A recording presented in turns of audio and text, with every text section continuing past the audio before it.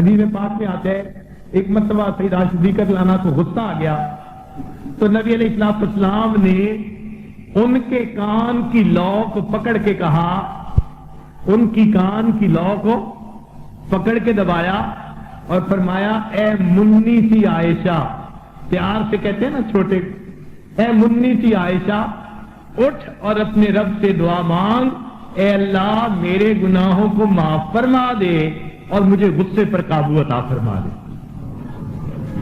کتنے پیار سے بات کہی۔ نبی علیہ السلام پر درود شریف پڑھے، اس سے بھی غصہ انسان کا دور ہو جاتا ہے۔ وہ ایک صاحب کہنے لگے حضرت مجھے اپنے ماتحتوں پہ بڑا غصہ آتا ہے،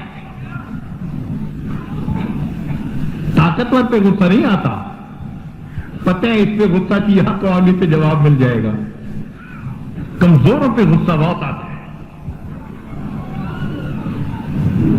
تو اس غصے کا علاج تاکہ انسان اس باطنی بیماری سے نجات پا جائے، ہمارے اکابر نے فرمایا ہے کہ ہمارے سلسلہ نقشبندیہ میں دوسرا سبق ہے لطیفہ روح۔ جب سالک اس سبق کو اچھی طرح کر لیتا ہے اللہ تعالیٰ غصے سے اس کو نجات عطا فرما دیتے ہیں، اور انہوں نے اس کا تجربہ کیا۔ چنانچہ ایک جگہ ایک عالم تھے انڈیا کے، انہوں نے ایک بڑے یعنی بہت بڑے دارالعلوم میں 20 سال مسلم شریف پڑھائی، بڑے نمایاں اساتذہ میں تھے، نام کیا لینا، مگر ان کا غصہ بھی مشہور۔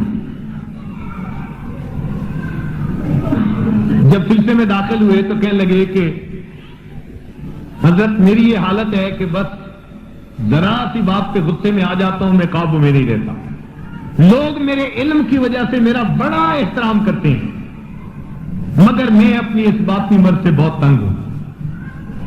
انہیں عرض کیا جی کہ آپ یہ سبق کر لیجئے، نسخہ موجود ہے۔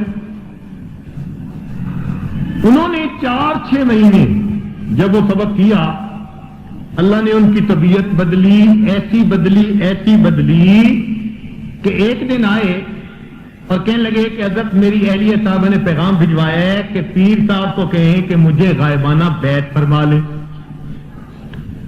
پھر کہنے لگے پتہ ہے وہ کیوں بیعت ہوئی ہے؟ میں نے پوچھا کیوں؟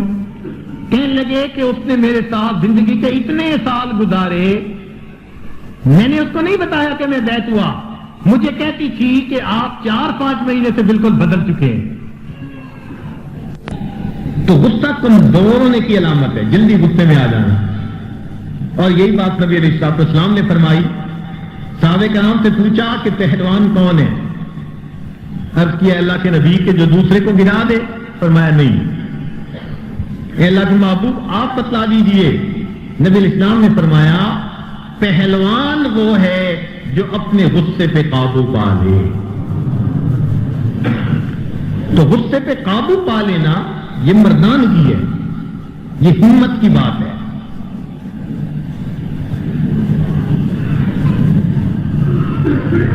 آج یہ ہمت ختم ہو گئی، چنانچہ چھوٹی چھوٹی باتیں غصے پہ قابو نہ ہونے کی وجہ، غصے پہ قابو نہ ہونے کی وجہ سے بات کا بتنگڑ بن جاتا ہے۔ گھروں کے اندر لڑائی جھگڑوں کا بنیادی سبب کیا بنتا ہے؟ غصہ بنتا ہے۔ ایک صاحب آئے، کہنے لگے حضرت میں نے غصے میں بس بیوی کو طلاق دے بیٹھا ہوں۔ میں نے کہا بتاؤ کہ کبھی کسی نے خوش ہو کے بھی طلاق دی؟ کہ میں آپ کی خدمت سے آج بڑا خوش ہوں، انعام کے طور پر آپ کو طلاق پیش کرتا ہوں۔ طلاق ہوتی غصے میں، تو قابو نہیں۔ اس لیے غصے میں آ کر مرد کا ہاتھ قابو میں نہیں رہتا، عورت کی زبان قابو میں نہیں رہتی۔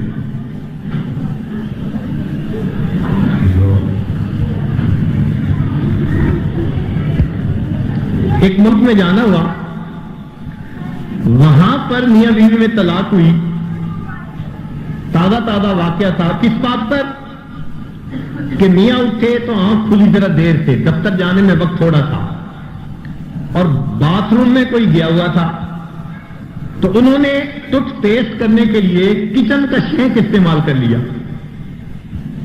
کچن کے شینک میں ٹوتھ پیسٹ کر لی۔ بیوی صاحبہ نے دیکھا تو ایسی نازک مزاج، اس نے کہا کہ تم کیسے ہو، اتنی سینس نہیں کہ کچن کے شینک میں ٹوتھ پیسٹ نہیں کرتے۔ اب اس بات پر بات بڑھی، دونوں طرف اتنا غصہ بڑھا کہ آپس میں طلاق ہو گئی۔ اب بتائیے کتنی نکمی سی بات ہے، لیکن غصہ قابو میں نہیں۔ جب انسان غصے میں ہوتے ہیں نا تو شیطان کو کھل کھیلنے کا موقع مل جاتا ہے۔ جب غصہ پھر انسان کے اندر انسانیت نہیں حیوانیت آ جاتی ہے، حیوانیت آ جاتی ہے، تو غصے کو پی جانے والا۔ چنانچہ ایک عجیب واقعہ سن لیجئے، سیدنا حسین رضی اللہ تعالیٰ عنہ کے گھر مہمان آئے، انہوں نے اپنی باندی سے فرمایا کہ ان کو کچھ چیز لا کر دو، تو گھر میں کچھ شوربہ تھا، سوپ پڑا تھا، اس نے گرم کیا اور پیالہ لے کر مہمان کو پیش کرنے کے لیے آئی۔ اللہ کی بندی چل کہیں رہی تھی، دیکھ کہیں رہی تھی، پاؤں جو اٹکا تو وہ گرم گرم شوربہ سیدنا حسین لانو کے اوپر آ کر۔ اب جب گرم شوربہ پڑے تو تکلیف ہوتی ہے، تو غصہ آتا ہے، تو سیدنا امام حسین لانو نے بڑے جلال سے اس کی طرف دیکھا۔ جب اس کی طرف جلال سے دیکھا، وہ بھی اسی گھر کی خادمہ تھی، پہچان گئی کہ غصے میں ہے۔ اس نے فوراً قرآن مجید کی آیت کے لفظ پڑھا، کہنے لگی وَالْقَاظِمِينَ الْغَيْظَ، غصے کو پی جانے والے۔ سیدنا حسین لانو جب سے یہ الفاظ سنے فوراً اپنے غصے کو ضبط کر کے نارمل ہو کر اس کی طرف دیکھا۔ جب نارمل ہو کے دیکھا تو اس نے اگلا لفظ پڑھا وَالْعَافِينَ عَنِ النَّاسِ، انسانوں کو معاف کر دینے والے۔ آپ نے اسے کہا اچھا چل میں نے تیری غلطی معاف کر دی۔ جب اس نے یہ سنا، اگلی آیت جو آیت کا اگلا لفظ پڑھا واللہ یحب المحسنین، اللہ نے نیکوکاروں سے محبت فرماتے ہیں۔ جب سیدنا حسین لانو نے یہ سنا، مسکرائے، فرمانے لگے چل میں نے تجھے اللہ کے راستے میں آزاد کر دیا۔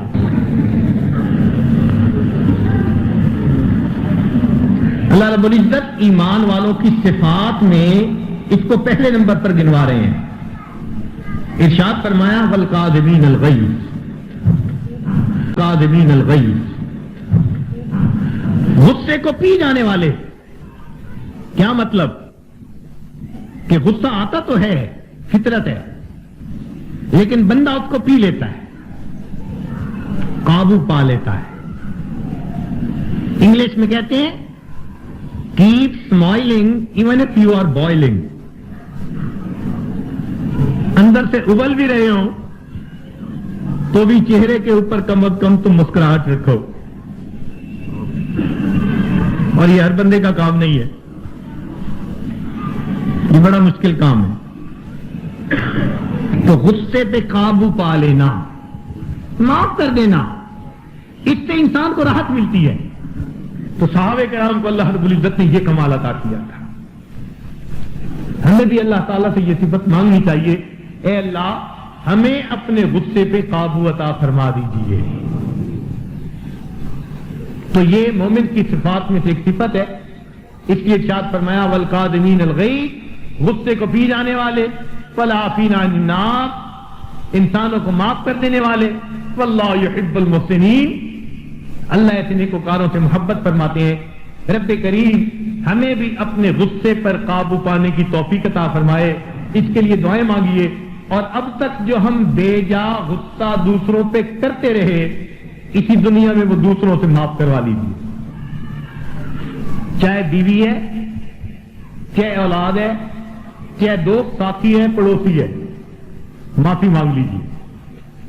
اس دنیا میں معاف کروا لینا آسان ہے، اور قیامت کے دن معاف کروا لینا بڑا مشکل کام ہے۔ ہمارے حضرت مرشد عالم رحمت اللہ علیہ فرماتے ہیں، ایک اضافی واقعہ سے آپ کو فائدہ دے گا، اس لیے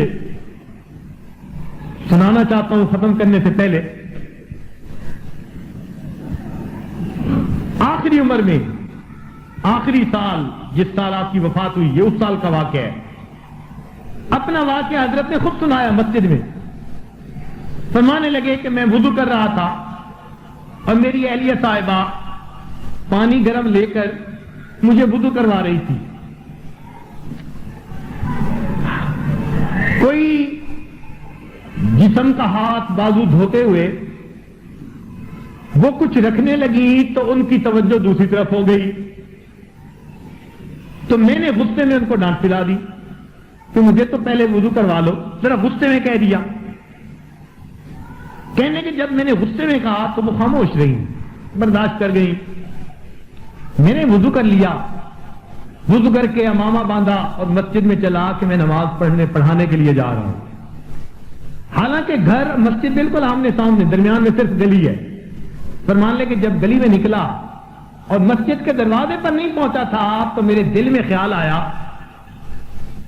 कि हालत तो यह है, मामूली सी बात पे गुस्सा करके बीवी का दिल तोड़ा और अब रब के सामने जाके सजदे करोगे तो सजदे कहां कबूल होंगे। फरमाने लगे, ये ख्याल आने के बाद मैं वापस लौटा, मैंने आकर अपनी अहलिया से माफी मांगी। उसने बशाशत कल्ब से कहा, जी मैंने तो उसी वक्त ही देर से बात निकाल दी थी, मैंने माफ किया। फरमाते हैं माफी मांगने के बाद तब मैं मस्जिद में आया और मैंने नमाज अदा की इस उम्मीद के साथ कि मेरा मौला अब मेरी भी इबादत को कबूल फरमा लेगा। अल्लाह वालों के ये अखलाक होते हैं। तो ये फिक्र याद कर लीजिए कि जरा सी कोई बात आप देखें कि उल्टी सीधी हो गई, आप देखें कि उल्टी सीधी हो गई, फौरन कह दिया करें गलती हो गई, माफ फरमा दें। ये बड़ा प्यारा फिक्रा है, इसको अक्सर अपनी जुबान से बोल दिया करें और ये ना सोचा करें ये छोटा है या बड़ा है। जितने भी ज्यादती हुई माफी तो उससे मांगनी होती है। अगर दुनिया में नहीं मांगेंगे तो मालूम नहीं फिर आखिरत में वो कहां माफ करेंगे। वहां तो हर कोई अल-अखिल्लाउ यौमइज़िन बअदुहुम लिबअदिन अदुव्वुन इल्लल मुत्तक़ीन। अल्लाह ताला हमें क़यामत की शर्मिंदगी से महफूज फरमा ले। क़यामत की रुसवाई बड़ी और बुरी है। दुनिया में माफी मांग लेना आसान है। लिहाजा इस इज्तिमा में अगर आपने ये बात पल्ले बांध ली कि हम आज